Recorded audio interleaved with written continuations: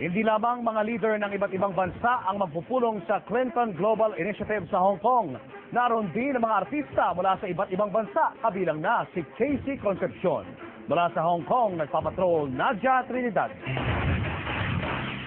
Gutom, sakit, kamangmangan at nasisirang kalikasan. Mabibigat na problemang mas nadarama sa mahihirap na bansa. Ilan lamang ito sa mga suliraning hahanapan ng lunas sa pagtitipon ng mga lider ng iba't ibang bansa sa Asia sa Clinton Global Initiative dito sa Hong Kong. Lalahok dito si Pangulong Arroyo, pero lalahok din ng isang Casey Concepcion. Ang dami kong matututunan. Sigurado na sana mabalik ko sa Pilipinas. Bahagi si Casey ng United Nations World Food Program na nakatutok sa kalbaryo ng mga batang walang makain. Napakalaki niyang eye-opener for someone na hindi lumaki sa ganong klaseng physical na hirap.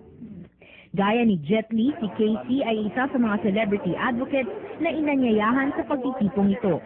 Ilang taon na ring hinihikayat ng iba't ibang development organizations ang mga tulad nilang artista na gamitin ang kanilang impluensya para mamulat ang mga umiidolo sa kanila sa mas matitinding problemang kinakaharap ng iba't ibang lipunan. I think especially the youth, they're just looking for someone na committed sa ginagawa, sa trabaho kailangan gawin.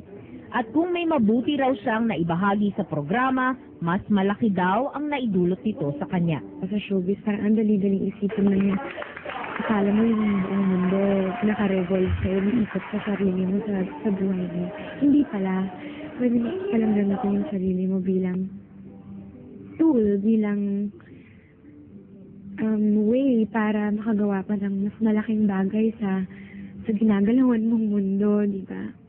Formal na sisimulan bukas dito sa Hong Kong ang talakayang ito na inorganisa ni dating US President Bill Clinton. Nadia Trinidad, Patrol ng Pilipino, Hong Kong.